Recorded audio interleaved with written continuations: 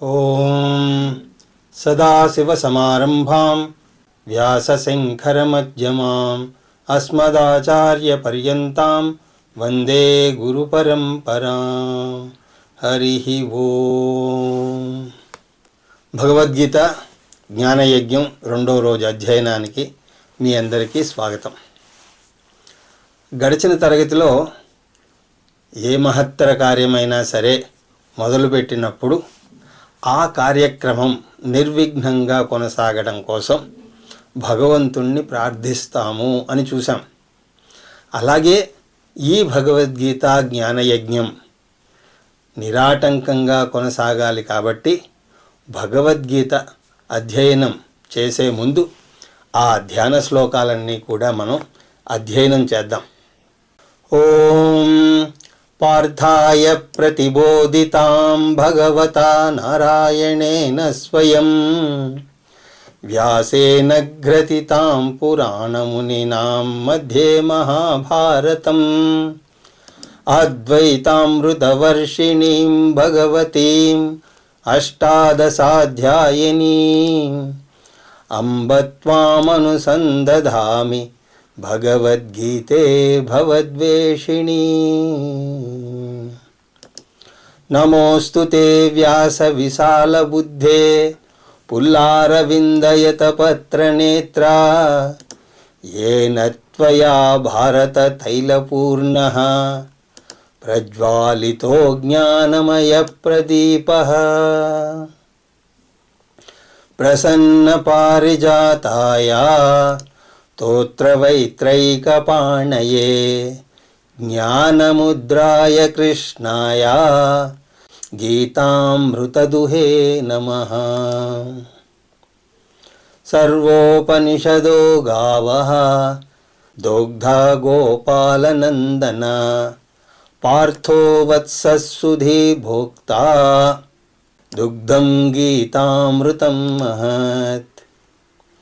వసుదేవసుదం దేవం కంసచాణూరమర్ధనం దేవకీ పరమానందం కృష్ణం వందే జగద్గురుం.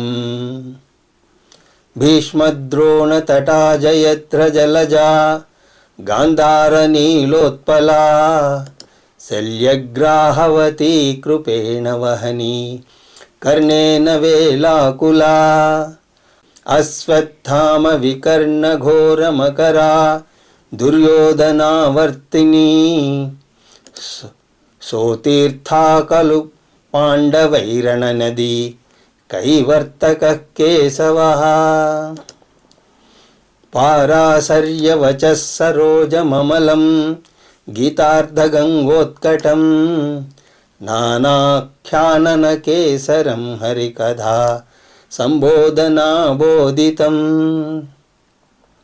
లోకే సజ్జన షట్పదైరహరః పేపీయమానం ముదా భూయాద్భారత పంకజం కలిమల ప్రధ్వంసిన శ్రేయసే. మూకం కరోతి వాచాలం పంగుం లంఘయతే గిరిం యత్కృపాతమహం వందే పరమానందమాధవం.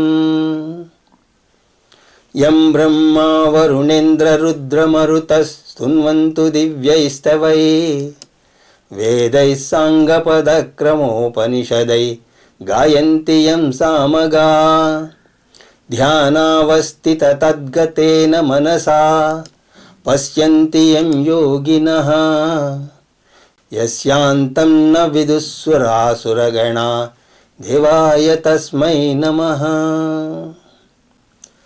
భగవద్గీత అధ్యయనం చేసే ముందు ధ్యాన శ్లోకాలను కూడా అధ్యయనం చేయాలి. ధ్యాన శ్లోకాల ద్వారా మన గీతా అధ్యయనం నిరాటంకంగా సాగడానికి భగవంతుని కృపని మనం వేడుకుంటాం. భగవద్గీత మహాభారతంలో భాగం, కానీ ఈ ధ్యాన శ్లోకాలు కావు. మధుసూదన సరస్వతి అనేటువంటి గొప్ప ఆచార్యులు భగవద్గీత మీద గొప్ప భాష్యం రాశారు. దాని పేరు గూఢార్థ దీపిక.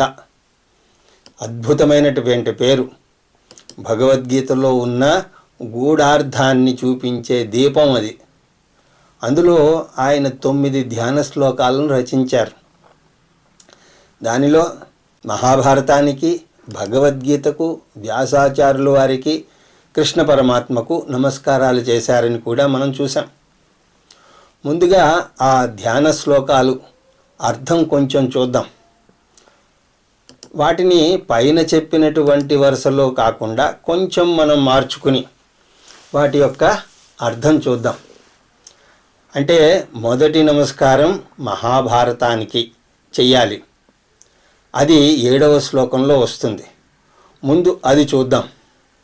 పారాశర్యవచః సరోజమమలం గీతార్థగంగోత్కటం నానాఖ్యాననకేసరం హరికథా సంబోధనాబోధితం లోకే సజ్జన షట్పదైరహరః పేపీయమానం ముదా భూయాద్భారత పంకజం కలిమల ప్రధ్వంసిన శ్రేయసే. భారత పంకజం న శ్రేయసే భూయాత్. భరతవంశానికి చెందినటువంటి కావ్యం కాబట్టి దీన్ని భారతం అని అన్నారు. భరతవంశం ఆధికృత ప్రవృత్తం మహాభారతం. ఇది ఒక మహాకావ్యం. ఇందులో 1,00,000 శ్లోకాలు ఉన్నాయి. మహాభారతాన్ని ఇతిహాసము అని అంటారు.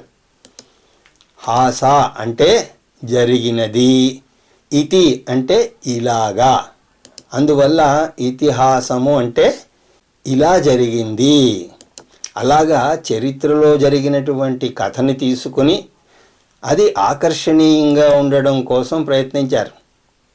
న శ్రేయసే భూయాత్, మాకు శ్రేయస్సుని ఇచ్చుగాక. శ్రేయస్సు అంటే ఆనందం, ఆరోగ్యం, మంగళం.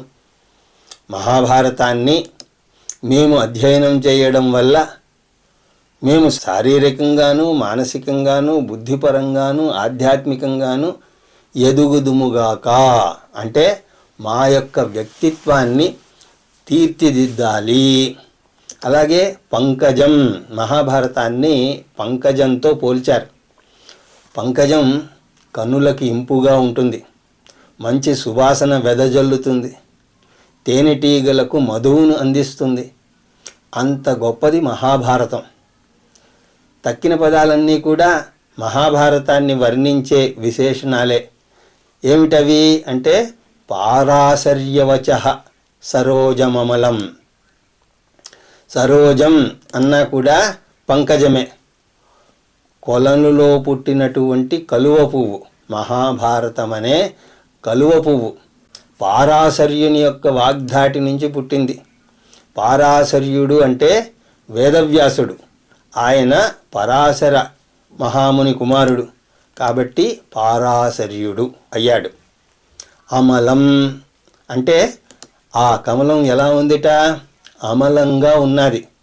బురదలో పుట్టినా కూడా దానికి బురద ఏమీ అంటలేదు. మలం లేకుండా చాలా శుద్ధంగా ఉంటుంది.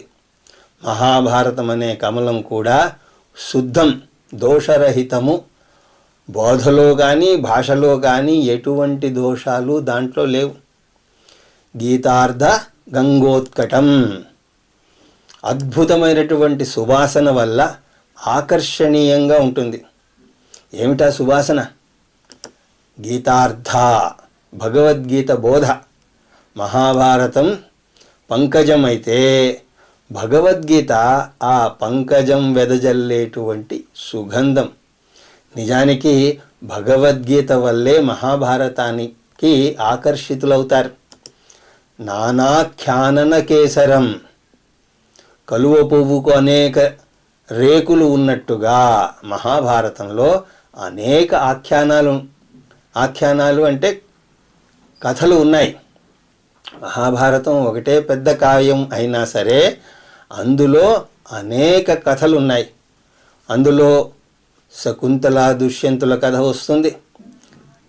దాన్ని గొప్ప సంస్కృత పండితుడైనటువంటి కాళిదాసు అభిజ్ఞాన శాకుంతలం పేరిట రచించాడు. అలాగే సత్యహరిశ్చంద్రుని కథ కూడా వస్తుంది. అలాగా అనేక కథలు ఉన్నాయి మహాభారతంలో. ఇటువంటి కథలు మహాభారతం గొప్పదనాన్ని మరింత ఇమిడింపజేస్తున్నాయి. హరికథా సంబోధనా బోధితం. కలువ పువ్వు మొగ్గగాను ఉంటుంది, పూర్తిగా విచ్చుకుని కూడా ఉంటుంది. మహాభారతం పూర్తిగా వికసించినటువంటి కలువ పువ్వులాగా ఉందిట. దేనివల్ల విచ్చుకుంది? హరికథ వల్ల, అంటే కృష్ణ పరమాత్మ కథ వల్ల. మహాభారతంలో ప్రాథమికంగా ఆ భరతవంశం గురించి ఉన్నా సరే, అందులో కృష్ణుని యొక్క లీలలు, ఆటపాటలు, అల్లరులు అన్నీ కూడా మనం చూస్తాం. సజ్జన షట్పదై పేపీయమానం. ఎక్కడ అందమైన పువ్వు ఉంటుందో దాన్ని వెన్నంటి తావి ఉంటుంది. ఆ మధువును గ్రోలడానికి తేనెటీగలు అక్కడికి ఆకర్షింపబడతాయి. అలాగే మహాభారతంలో జ్ఞాన నిధి ఉన్నది.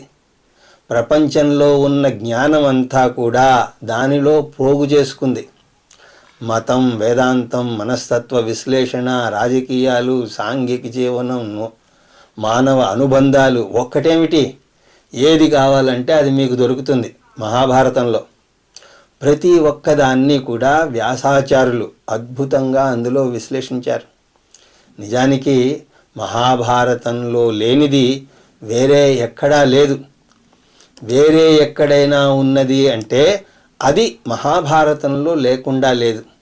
ధర్మేచ అర్థేచ కామేచ మోక్షేచ భరతర్షభా యది హస్తి తత్ అన్యత్ర యన్యే హస్తి నా తత్ క్వచిత్.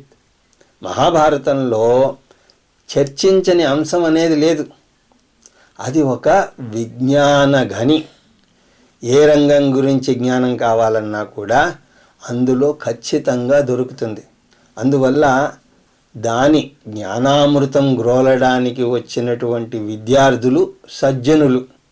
ఎందుకంటే వారికి తెలుసు మహాభారతం అంటే కేవలం కథల సముదాయం కాదు. ప్రతి కథ వెనక కూడా మనస్తత్వ విశ్లేషణ ఉంటుంది, మానవ అనుబంధాలు ఉంటాయి, సృష్టి సత్యాలు ఉంటాయి. అవి షట్పదై అంటే 6 కాళ్ళు ఉన్నటువంటి తేనెటీగలు. సజ్జనులను తేనెటీగలతో పోల్చారు. పేపీయమానం అంటే తేనెను గ్రోలుతారు. ఎప్పుడు గొరుతారయ్యా? అహరహ, ఎప్పుడు, పదే పదే. ఎక్కడ? లోకే, ఈ లోకంలో. చదివిన కొద్దీ కూడా ఇంకా గూఢార్థాలు అర్థమవుతూ ఉంటాయి. ఒకసారి ఒకలా అర్థమైతే మళ్ళీ చదివితే మరింత లోతుగా అర్థమవుతుంది. అందుకని కొంతమంది మనస్తత్వ శాస్త్రవేత్తలు ప్రత్యేకించి అందులోని పాత్రలను మనస్తత్వ విశ్లేషణ చేస్తారు. కుంతి, ద్రౌపది, కర్ణుడు, దుర్యోధనుడు, ధర్మరాజు ఇలాంటి పాత్రలను అధ్యయనం చేస్తే విలువైనటువంటి పాఠాలు మనం నేర్చుకోవచ్చు. ముదా, ఆనందంగా మహాభారతంలోని తేనెను గ్రోలుతారు. కలిమల ప్రధ్వంసి. ఈ మహాభారతం అనే కావ్యం ఈ కలికాలానికి చెందిన మలినాలను విధ్వంసం చేస్తుంది. కలి అంటే కలికాలం. కలికాలంలో ధనం కోసం వెంపర్లాట, పోటీతత్వం ఇవన్నీ కూడా పెరిగిపోయాయి. అందువల్ల ఎక్కడ చూసినా సరే గొడవలు, పోట్లాటలు, విలువలకు విలువ లేకుండా పోయింది. అటువంటి వాతావరణంలో మన మనస్సు కూడా కలుషితం అయిపోతుంది. అటువంటి మలినాలను మనకు అంటకూడదు అని అనుకుంటే మహాభారతం ఒక్కటే దానికి మందు. మహాభారతం ఇంట్లో ఉంటే కుటుంబ కలహాలు వస్తాయి అనేటువంటి అపోహ ఉన్నది. నిజానికి అది కుటుంబ కలహాలకు చక్కటి మందు. కుటుంబాల్లో అనుబంధాలు బీటబారిపోతుంటే దానివల్ల చిన్నారుల యొక్క మనస్సులు చెదిరిపోతూ ఉంటే వాటిని అరికట్టడానికి ఒకటే మార్గం, వాటిని ధ్వంసం చేసే మహాభారతాన్ని అధ్యయనం చేయటమే. అదే మన ధర్మం.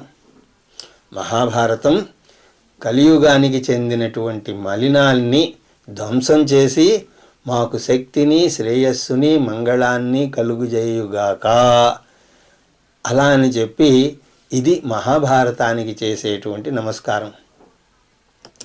రెండవది భగవద్గీతకు నమస్కారం. ఓం పార్థాయ ప్రతిబోధితాం భగవతా నారాయణేన స్వయం వ్యాసేన గ్రథితాం పురాణమునినాం మధ్యే మహాభారతం అద్వైతామృతవర్షిణీం భగవతీం అష్టాదశాధ్యాయినీం అంబ త్వామనుసందధామి భగవద్గీతే భవద్వేషిణీ. భగవద్గీతను ఇక్కడ కవి తల్లిగా సంబోధిస్తున్నాడు. హే అంబా, నువ్వు సరస్వతీదేవివి, నువ్వు నా వ్యక్తిత్వాన్ని తీర్చిదిద్దే తల్లివి.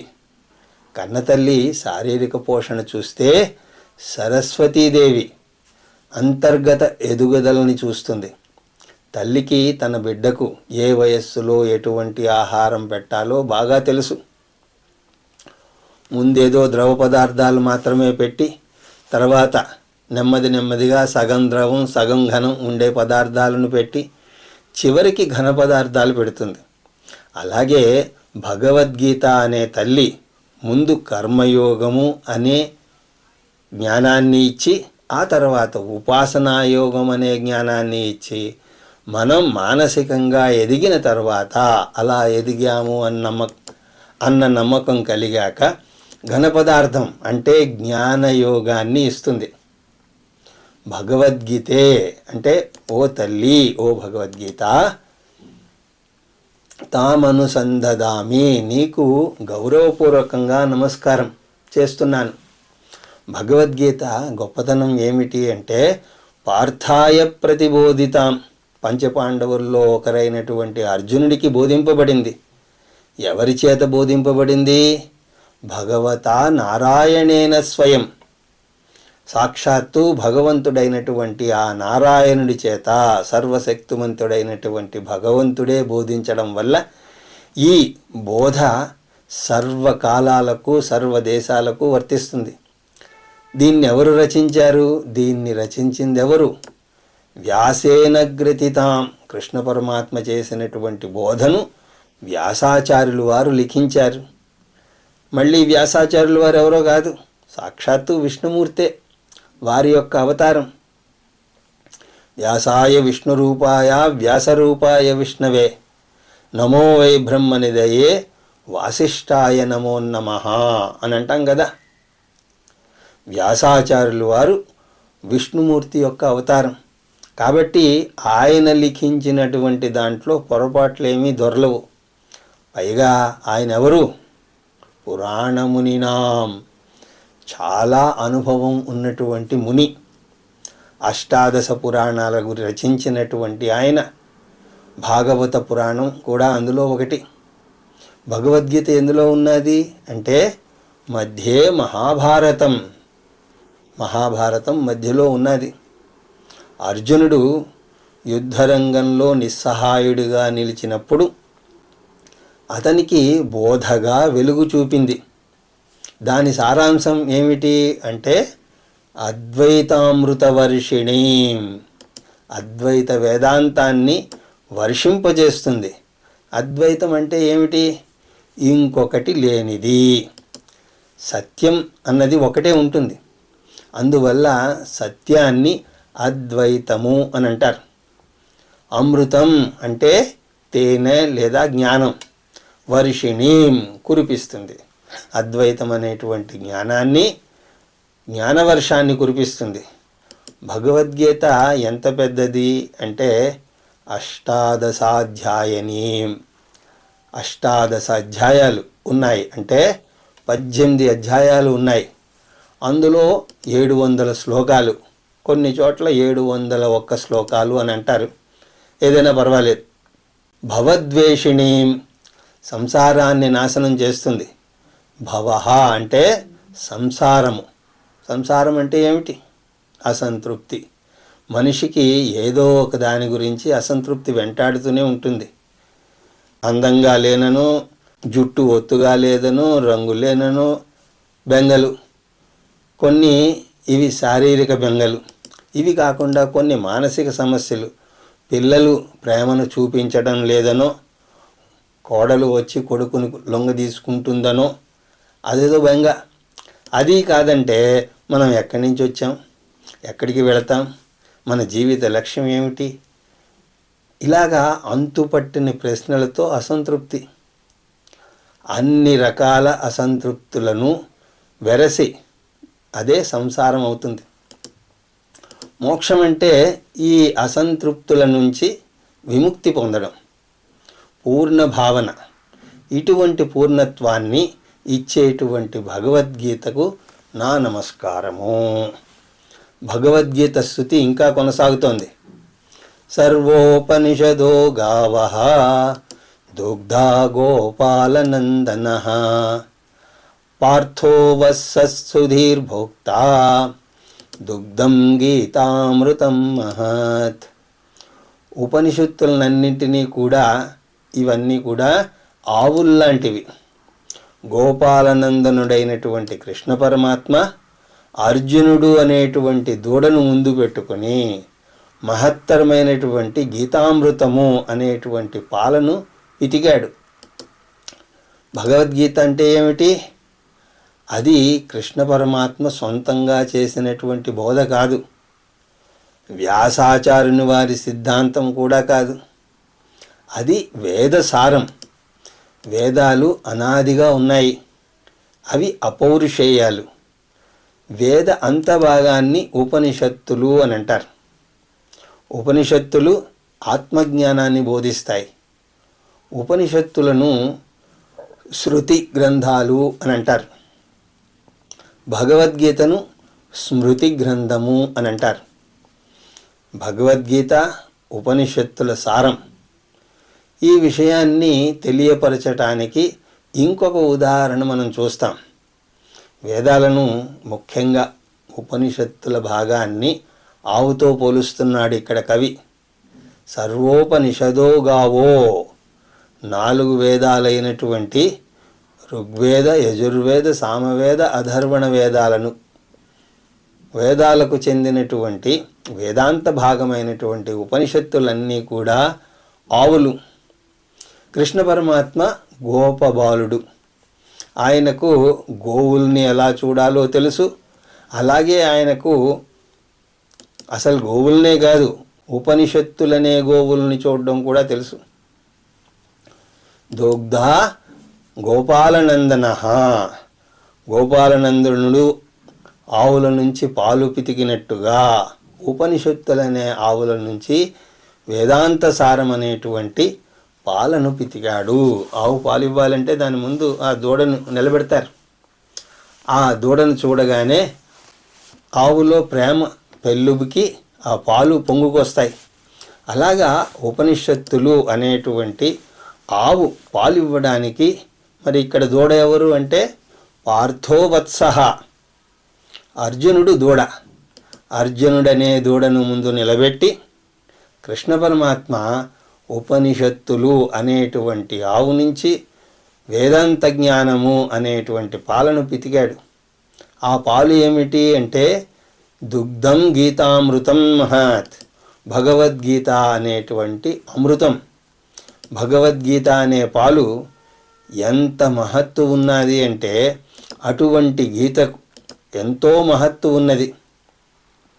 అలాంటి గీతకు నమస్కారం చేస్తున్నాము. ఆ తర్వాత వ్యాసాచార్యుల వారికి కూడా నమస్కారం. నమోస్తుతే వ్యాస విశాల బుద్ధే పుల్లారవిందయత పత్రనేత్ర ఏన త్వయా భారత తైలపూర్ణ ప్రజ్వాలితో జ్ఞానమయ ప్రదీపః. విస్తారమైనటువంటిది, లోతైనటువంటి జ్ఞానం ఉన్న ఓ వ్యాసాచార్య, పూర్తిగా వికసించినటువంటి కలువ పువ్వు లాంటి అందమైనటువంటి కన్నులు గలవాడా, మహాభారతం అనే తైలంతో నీ జ్ఞానంతో జ్ఞానదీపిని వెలిగించిన వాడా నీకు నమస్కరిస్తున్నాను. వ్యాసాచార్యుని సంబోధిస్తున్నాడు కవి. వ్యాసుడు అంటేనే వేదాలను 4గా విభజించి ఆ వేద బోధను 18 పురాణాల ద్వారా విస్తరింపజేసినటువంటి వ్యక్తి అని అర్థం. అంటే వ్యాసుడు అంటే విభజించి విస్తరింపజేసినటువంటి వ్యక్తి. ముందు వేదం ఒకటే ఉండేది, దాన్ని మనుష్యులు అర్థం చేసుకోలేకపోతే వ్యాసాచార్యులు వారు వాటిని క్రోడీకరించి 4 వేదాలుగా విభజించారు. ఆ తర్వాత ఒక్కొక్క వేదానికి ఒక్కొక్క శిష్యుణ్ణి ఆచార్యుగా నియమించి ఆ వేదాన్ని ప్రచారం అయ్యేటట్టుగా కృషి చేశారు. వ్యాసాచార్యుని అసలు పేరు కృష్ణ. కృష్ణ పరమాత్మ పేరు కూడా కృష్ణ. ఈ పేరు వారి శరీర వర్ణం వల్ల వచ్చింది. ద్రౌపదిని కూడా కృష్ణ అని అంటారు. ఈ కారణం వల్లనే కృష్ణుడికి వ్యాసాచార్యుల వారికి మధ్య వ్యత్యాసం తెలియజేయడానికి వ్యాసుల వారిని కృష్ణద్వైపాయనుడు అని అంటారు. అంటే ద్వీపంలో పుట్టినటువంటి కృష్ణుడు ఈ వ్యాసాచార్యుల వారు. నువ్వు ఎటువంటి వాడివయ్యా అంటే గొప్ప జ్ఞానం ఉన్న ఆచార్యుడివి. నువ్వు గొప్ప జ్ఞానం అంటే అటు విస్తారమైనటువంటి జ్ఞానము, ఇటు లోతైనటువంటి జ్ఞానము 2 వస్తాయి. కొంతమందికి అనేక అంశాలు తెలుసు, కానీ ఏది కూడా లోతుగా తెలియదు. Jack of all master of none అంటుంటారు చూసారా, ఆ విధంగా. మరి కొంతమందికి ఒకే ఒక సబ్జెక్టు తెలుసు, దాన్ని బాగా లోతుగా అధ్యయనం చేసి ఉంటారు వాళ్ళు. కానీ వ్యాసాచార్యులు వారికి అనేక అంశాలు జ్ఞానం ఉన్నది. విశాల బుద్ధే అంటే గొప్ప జ్ఞానం ఉన్నది. పుల్లారవిందయతపత్ర నేత్రే పూర్తిగా వికసించినటువంటి కలువ పువ్వు వంటి అందమైనటువంటి కన్నులు గలవాడు వ్యాసాచార్యుల వారు. బాహ్యంగా అందంగా లేకపోవచ్చు, కానీ ఆయన యొక్క జ్ఞాననేత్రమైనటువంటి 3వ కన్ను ఆ యొక్క అందాన్ని వర్ణిస్తున్నారు మధుసూదన సరస్వతి గారు. త్వయా జ్ఞానమయ ప్రదీప ప్రజ్వాలిత. నువ్వు ఎంత గొప్పవాడివంటే నీ జ్ఞానంతో నువ్వు జ్ఞానజ్యోతిని వెలిగించావు. దానికి వాడినటువంటి నూనె ఏమిటి అంటే భారత తైలపూర్ణ, మహాభారతం అనేటువంటి నూనెతో మహాభారతం అనే కథను, ఆ కథతోటి జ్ఞానజ్యోతిని వెలిగించావు. ఆ దీపంతో నాలో ఉన్నటువంటి అజ్ఞానం అనే చీకటిని నేను తొలగించుకుంటాను. నమోస్తుతే. అటువంటి వ్యాసాచార్యుకి నమస్కారం చేస్తున్నాను. ఆ తర్వాత జగద్గురువు అయినటువంటి కృష్ణ పరమాత్మకు నమస్కారం. ప్రసన్న పారిజాతాయ స్తోత్రవైత్రైకపాణయే జ్ఞానముద్రాయ కృష్ణాయ గీతామృతదుహే నమః. కృష్ణాయ నమః. కృష్ణ పరమాత్మకు నమస్కారం. ఎటువంటి కృష్ణ పరమాత్మ? ప్రపన్న పారిజాతాయ. పారిజాత వృక్షం కల్పతరువు లాంటిది. ఆ చెట్టు కింద కూర్చుని ఏదైనా సరే కోరుకుంటే అది కోరినంత మాత్రాన ఆ వృక్షం ఆ కోరికని తీరుస్తుంది. భక్తులకు కృష్ణ పరమాత్మ అలాంటి పారిజాత వృక్షం.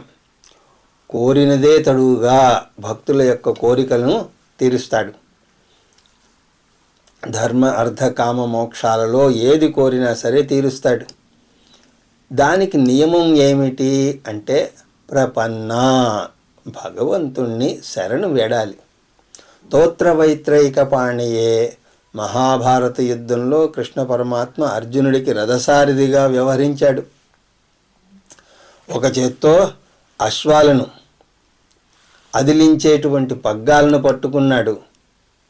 దీన్ని బట్టి మనం ఒక విషయాన్ని నేర్చుకోవాలి. కృష్ణ పరమాత్మ సాక్షాత్తు జగత్తుకు పరమాత్మ. అయినా కూడా రథసారథిగా చేయడానికి వెనుకంజ వేయలేదు. అలాగా మనం చేపట్టిన పని ఏ వృత్తినైనా సరే తక్కువగా భావించకూడదు. ఏ పని చేసినా సరే అంకిత భావము, ప్రేమ, ఉత్సాహం, గర్వంతో చేయాలి. జ్ఞానముద్రాయ కృష్ణ, జ్ఞానముద్రాయ కృష్ణ పరమాత్మ అర్జునికి రథసారథి మాత్రమే కాదు, ఆత్మజ్ఞానాన్ని బోధించినటువంటి గురువు కూడా. ఒక చేత్తో పగ్గాలు పట్టుకుని ఇంకొక చేత్తో చిన్ముద్ర వేస్తున్నాడు. దీనిని చిన్ముద్ర అని అంటారు. ఎందుకంటే ఇది జ్ఞానముద్ర. గీతాసారం అంటే వేదాంత సారాన్ని సూచిస్తుంది. వేదాంత సారం ఏమిటి అంటే జీవాత్మ పరమాత్మల యొక్క ఐక్యం. అయితే మన చూపుడు వేలు ఇది జీవాత్మను సూచిస్తే, ఈ చూపుడు వేలు దీనిని తర్జని అని అంటారు. ఇది బెదిరిస్తూ ఉంటుంది, నీ పని పడతానోయ్ అని అంటూ ఉంటుంది. ఇటువంటి జీవుడి వల్ల తనకు, తన ద్వారా సమాజానికి కూడా అవస్థే. ఈ జీవుడు శాశ్వతం కాదు, కానీ పరమాత్మ మాత్రం శాశ్వతం. పరమాత్మని బొటనవేలు సూచిస్తుంది. అశాశ్వతమైనటువంటి జీవుడు శాశ్వతమైనటువంటి పరమాత్మతోటి కలవకుండా ఈ తక్కిన 3 వేళ్లతోటి కలుస్తూ ఉంటాడు. అంటే ఈ చూపుడు వేలు ఎప్పుడూ కూడా తక్కిన 3 వేళ్లతో కలిసి ఉంటుంది, బొటన వేలుకు దూరంగా ఉంటుంది. ఆ 3 వేళ్ళు కూడా 3 గుణాలు, సత్వ రజస్తమో గుణాలు, 3 శరీరాలను కూడా సూచిస్తుంది. స్థూల శరీరము, సూక్ష్మ శరీరము, కారణ శరీరాన్ని సూచిస్తాయి. ఆధ్యాత్మిక సాధన అంటే ఈ 3 నుంచి జీవాత్మను విడదీసి పరమాత్మతో కలపాలి. అంటే బొటనవేలు పరమాత్మ అని ఎందుకంటామంటే, ఈ బొటనవేలు సహాయం లేనిదే మనం ఏ పని కూడా చేయలేం, వ్రాయలేం కూడా చేయలేం, ఆఖరికి ముక్కు కూడా చీదుకోలేం. ఆ విధంగా బొటనవేలు తక్కిన అన్ని వేళ్ళకి కూడా ఆధారం. పరమాత్మ సృష్టికంతటికి ఆధారం కదా. జీవాత్మ సృష్టికంతటికి ఆధారమైనటువంటి పరమాత్మతో కలవాలి. 3 గుణాల నుంచి, 3 శరీరాల నుంచి విడివడాలి. అవి 2 కూడా కలిస్తే జీవాత్మ పరమాత్మ ఐక్యం జరుగుతుంది. అంటే చూపుడు వేలును బొటన వేలుతో కలిపినప్పుడు చిన్ముద్ర. అలాగా చిన్ముద్ర వేస్తే ఇలా ఒక వృత్తాకారం ఏర్పడుతుంది. వృత్తం దేనికి ప్రతీక అంటే పూర్ణత్వానికి ప్రతీక. వృత్తానికి మొదలు తుది ఉండవు. అంటే వృత్తం ఆద్యంతరహితం. కాబట్టి ఎప్పుడైతే జీవాత్మ పరమాత్మతో ఐక్యమవుతుందో అప్పుడే అశాశ్వతమైనటువంటి జీవాత్మ శాశ్వతమైనటువంటి పరమాత్మ అవుతుంది. అపూర్ణ జీవాత్మ పూర్ణం అవుతుంది. ఆధ్యాత్మ సాధన అంటే బంధకత్వం నుంచి బంధ విమోచనం పొందడం. మనం ఇప్పుడు చేస్తున్నది అదే, కాకపోతే దానికి భిన్నంగా చేస్తున్నాం. చిన్మయానంద స్వామిని ఒకసారి ఎప్పుడో రైలు ప్రయాణం చేయబోయే ముందు వేదాంతాన్ని 2 ముక్కల్లో చెప్పమని ఎవరో అడిగారట. అప్పుడు ఆయన అటాచ్మెంట్ అండ్ డిటాచ్మెంట్ అని అన్నారట. సరిగ్గా ఇదే మాటలు, బంధకత్వము, బంధ విమోచనము. కాకపోతే మనం చేస్తున్నది వేరు, చెయ్యాలన్నది వేరు. మనం అశాశ్వతమైనటువంటి వాటితో బంధకత్వాన్ని పెంచుకుని శాశ్వతమైనటువంటి పరమాత్మ నుంచి బంధ విమోచనం చేస్తున్నాం. అసలు చెయ్యాల్సింది శాశ్వతమైనటువంటి పరమాత్మతోనే బంధం పెంచుకుని అశాశ్వతమైనటువంటి ఈ జగత్తు నుంచి బంధ విమోచనం పొందాలి. ఈ జ్ఞానాన్ని కృష్ణ పరమాత్మ తన చిన్ముద్ర ద్వారా సూచిస్తున్నాడు. అటువంటి గొప్ప జ్ఞానికి, అటువంటి గొప్ప కర్మయోగికి, అటువంటి దయాసాగరుడైనటువంటి మా కృష్ణ పరమాత్మకు మా నమస్కారాలు. సర్వాన్ భక్తాన్ కర్షతి ఆకర్షతి ఇది కృష్ణ అని అన్నారు. కృష్ణ పరమాత్మ అందరినీ ఆకర్షిస్తాడు. మానవాళికి కృపాకటాక్షాలను కురిపించడం ద్వారా అందరినీ కూడా అలరిస్తాడు. గీతామృతదుహే నమః. అటువంటి కృష్ణ పరమాత్మకు మా నమస్కారాలు.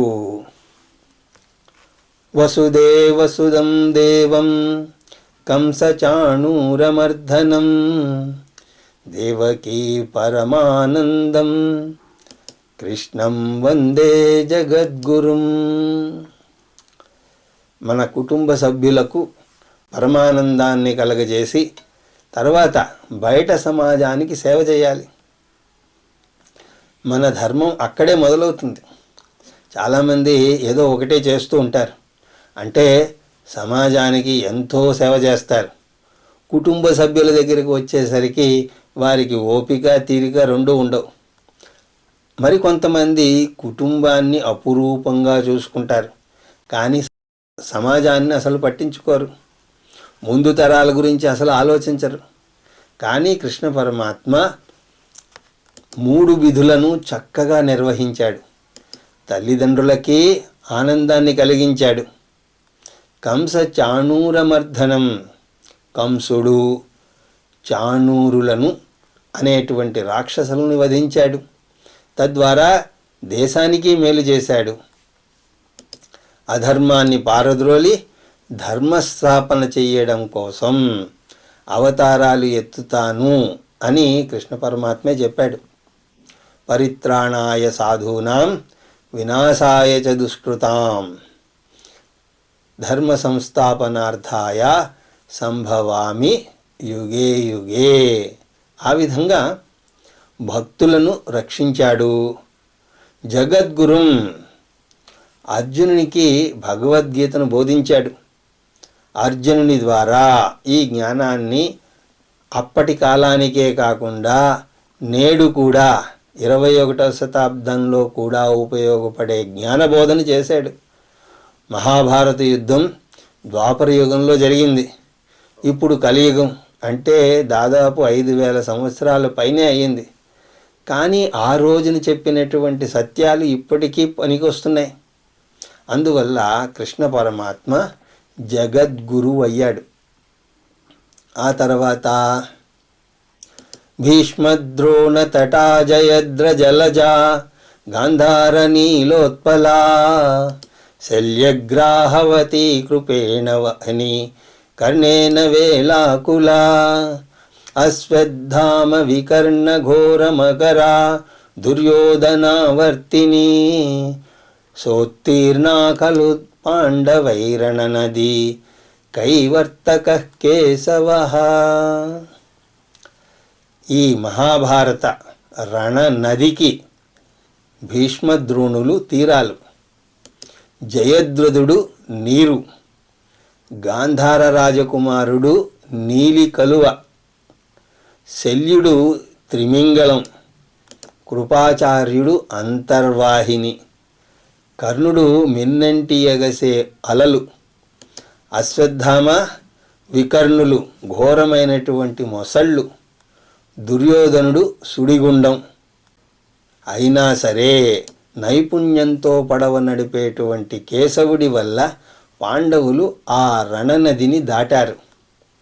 కైవర్తక కేశవ. కైవర్తకుడు అంటే పడవ నడిపేవాడు. తుఫాను ఎదురైనా సరే పడవను సరిగ్గా ముందుకు నడుపుతున్నాడు ఆ కృష్ణ పరమాత్మ. అటువంటి నైపుణ్యం గలవాడు. మహాభారత యుద్ధాన్ని అలాగ భీకరమైనటువంటి నదితో కవి పోల్చాడు. అందులో అనేక ప్రమాదాలు పొంచి ఉన్నాయి. పాండవులు అలాంటి భీకరమైనటువంటి నదిని క్షేమంగా దాటాలి. అది వారికి ఒక పెద్ద పరీక్షా సమయం. పాండవులకు పరీక్షా సమయం మహాభారత యుద్ధం. అయితే మనకు వేరే రూపంగా పరీక్షా సమయాలు ఎదురవుతూ ఉంటాయి. అలాగా భయంకరమైనటువంటి పరిస్థితుల్లో మునిగినటువంటి వ్యక్తిని ఆర్తపురుషుడు అని అంటారు. ఆర్తపురుషుడు అంటే నిస్సహాయ స్థితిలో ఉన్నటువంటి వ్యక్తి. అటువంటి పరిస్థితిలో భగవంతుణ్ణి శరణు వేడితే అతను వచ్చి కాపాడుతాడు. అందువల్ల భగవంతుణ్ణి ఆర్తపరాయణుడు అని అంటారు. ఇక్కడ భీష్మ ద్రోణ తట మహాభారత యుద్ధాన్ని నదితో పోలిస్తే భీష్మద్రోణులు నదీ తీరాలు. నది ప్రవహించేటువంటి దిక్కును నదీ తీరాలే నిర్ణయిస్తాయి. అలాగా మహాభారతం అనేటువంటి నది ఏ విధంగా ప్రవహించాలి, ఏ దిక్కుకు ప్రవహించాలి అని నిర్ణయించే తీరాలు భీష్ముడు, ద్రోణుడు. ఆ తర్వాత జయద్రజలజ, నదిలోని నీరు ఎవరు అంటే జయద్రథుడు అనేటువంటి రాజు. ఆయన సింధు దేశపు రాజు. నదిలో లోతెంత తెలియనట్టుగా ఆ రాజు యొక్క పరాక్రమాన్ని మనం కొలవలేం. గాంధార నీలోత్పల, గాంధారుడు అంటే శకుని. అతను నీటిలో నీటి కలువ అలాంటి వాడు. గాంధార దేశపు రాజు పేరు సబలుడు. రాజకుమారుడు శకుని, రాజకుమార్తె గాంధారి. గాంధారి సోదరుడు శకుని. నీలి కలువతో కవి అతన్ని పోల్చాడు. కలువ పువ్వులు చాలా ఆకర్షణీయంగా ఉంటాయి, కానీ వాటి దగ్గరకు వెళితే బురదలో కూరుకుపోతాం. అలాగా శకుని దగ్గరికి వెళ్ళినా అంతే, అలాంటి ప్రమాదం ఉన్నది. శల్యగ్రాహవతి, శల్యుడు నీటిలో తిమింగళం లాంటివాడు. అతను మద్రదేశపు రాజు, పాండురాజు భార్య అయినటువంటి మాద్రికి బంధువు. కానీ అతను శత్రు సైన్యంలో చేరాడు. అతను కూడా చాలా శక్తివంతమైనటువంటి రాజు. కృపేణవహిని, కృపాచార్యుడు. అంతర్వాహినిలాగా, నీటిలో అంతర్వాహిని శక్తి బాహ్యంగా మనకి కనపడదు, దగ్గరకు వెళితేనే మాత్రం ఈడ్చుకుపోతుంది. కృపాచార్యుడు కూడా అంత శక్తిమంతుడు. ద్రోణాచార్యుడిలాగానే కృపాచార్యుడు కూడా పాండవులకు, కౌరవులకు కూడా, యాదవులకు వీళ్ళందరికీ విలువిద్య నేర్పినటువంటి గొప్ప విలుకాడు. కానీ ఆయన శత్రు సైన్యంలో చేరాడు. కర్ణేన వేలాకుల, కర్ణుడు తుఫాను సమయంలో అంతెత్తున ఎగసిపడే భయంకరమైనటువంటి అలల్లాంటి వాడు. అశ్వత్థామ వికర్ణుడు, ఘోరమకర అంటే మకరము అంటే మొసలి. అశ్వత్థామ వికర్ణుడు ఘోరమైనటువంటి మొసళ్ళు లాంటి వాళ్ళు. అశ్వత్థామ ద్రోణాచార్యుడు పుత్రుడు, వికర్ణుడు దుర్యోధనుడి యొక్క సోదరుడు. దుర్యోధనావర్తిని, ఆవర్తిని అంటే సుడిగుండం. సుడిగుండంలో పడితే ఇక ప్రాణాలు పోవడమే, వేరే మార్గం లేదు. పెద్ద పెద్ద ఓడలే అందులో పడితే మాయమైపోతాయి. దుర్యోధనుడు ఆ నదిలో సుడిగుండం లాంటి వాడు. సోత్తీర్ణా కలు పాండవై రణనది, ఇటువంటి రణనది నుంచి పాండవుల్ని ఆవలి చీరానికి చేర్చారు. అసాధ్యమనుకున్న దాన్ని సుసాధ్యం చేశారు. ఎలాగా? పడవ నడిపే వాని నైపుణ్యంతో. అందువల్ల కృష్ణ పరమాత్మను కైవర్తక కేశవ అన్నారు. దీన్ని బట్టి మనకి అర్థమవుతున్నది ఏమిటి అంటే, రేపు మనం కూడా ఇటువంటి నిస్సహాయ స్థితిలో ఇరుక్కుంటే మనం కూడా పాండవులలాగా కృష్ణ పరమాత్మను శరణు వేడితే తప్పక విజయాన్ని పొందుతాము. తలుపులన్నీ మూసుకుపోయాయి, దారులన్నీ మూసుకుపోయాయి అంటే అన్ని తలుపులు మూసుకుపోలేదు అని గుర్తుపెట్టుకోవాలి. ఆర్తత్రాణపరాయణుడైనటువంటి పరమాత్మ వైపు ఉన్న తలుపు మాత్రం మూసుకోలేదు, అది ఎప్పుడూ తెరిచే ఉంటుంది. మూకం కరోతి వాచాలం పంగుం లంఘయతే గిరిం యత్కృపాతమహం వందే పరమానందమాధవం. పరమానందమాధవం వందే. మాధవునికి నమస్కారం. మాధవుడు అంటే ఎవరు? లక్ష్మీపతి, శ్రీపతి. ఎటువంటి మాధవుడు? పరమానందాన్ని కలగజేసేటువంటి వాడు. లక్ష్మీదేవే చెంతనున్నవాడు కాబట్టి ఆనందాన్ని కలుగజేస్తాడు. ఇక్కడ ఐశ్వర్యము అంటే జ్ఞానం. కేవలం ఐశ్వర్యం పరమానందాన్ని ఇవ్వదు, ఒక్కోసారి సమస్యలను కూడా తీసుకొస్తుంది. అందువల్ల భగవంతుడు సర్వజ్ఞుడు కాబట్టి ఆయన పరమానంద స్వరూపం. ఆయన ఏం చేస్తాడు? మూకం కరోతి వాచాలం. మూగవాడు అద్భుతంగా మాట్లాడేలాగా చేస్తాడు. ఎప్పుడు? భగవంతుణ్ణి శరణు వేడితే. అంటే భగవంతుడు సర్వశక్తిమంతుడు, తలుచుకుంటే ఏమైనా చేయగలడు. మూగవాడు ధారాళంగా మాట్లాడేలాగా చేయగలడు. అంటే అవసరమైతే ధారాళంగా మాట్లాడేవాడిని కూడా మూగవాడిగా చేయగలడు. అంతేకాదు పంగుం గిరి లంఘయతే. భగవంతుడు కుంటివాణ్ణి సైతం ఎత్తైన కొండలు ఎక్కేలా చెయ్యగలడు. కుంటివాడు ఎవరెస్టు శిఖరాన్ని ఎక్కారు అంటే వారి ఆత్మస్థైర్యానికి తోడు దైవకృప ఉండడం వల్లనే. యత్కృపా, ఇదంతా కూడా మాధవుని యొక్క కృప వల్లనే సాధ్యము. తం మాధవం అహం వందే. అటువంటి మాధవునికి నేను నమస్కరిస్తున్నాను. మనం ఇప్పుడు ఈ గీతాధ్యయనం, గీతాబోధను వారానికి 2 రోజులు చొప్పున వింటే ఎంత లేదన్నా సరే దగ్గర 1 సంవత్సరమైనా పడుతుంది దీన్నంతటినీ అధ్యయనం చేయడానికి. సంవత్సరం పాటు అధ్యయనం చెయ్యాలి అంటే మధ్యలో ఎన్నో ఆటంకాలు రావచ్చు. అలాగా సంవత్సరం పాటు నేర్చుకోవడం మన వల్ల సాధ్యం అవుతుందో అవదో అనే శంక మీరు పెట్టుకోకండి. సాక్షాత్తు ఆ కృష్ణ పరమాత్మే చూసుకుంటాడు. మీరు బోధను శుక్రవారం మంగళవారం వినాలి అని అనుకుంటే ఆ రోజు ఏమీ ఆటంకాలు కలగకుండా చూసుకునేటువంటి బాధ్యత ఆయనదే. అందువల్ల నిశ్చింతగా ముందుకు సాగండి. ఈ ప్రార్థనా శ్లోకాల దేశం కూడా అదే. యం బ్రహ్మ వరుణేంద్ర రుద్ర మరుతస్తున్వంతి దివ్యైస్తవై వేదై సాంగపదక్రమోపనిషదై గాయంతి యం సామగా ధ్యానావస్థిత తద్గతేన మనసా పశ్యంతి యం యోగినః యస్యాంతం న విదుస్సురాసురగణా దేవాయ తస్మై నమః. దేవాయ తస్మై నమః. అటువంటి దేవునికి నా నమస్కారములు. ఎటువంటి దేవునికి? యం బ్రహ్మ వరుణేంద్ర మరుత స్తున్వంతి. ఆ భగవంతుణ్ణి అనేక మంది దేవతలు స్తుతిస్తారు. వారు బ్రహ్మదేవుడు, వరుణుడు, ఇంద్రుడు, రుద్రుడు, మరుతుడు.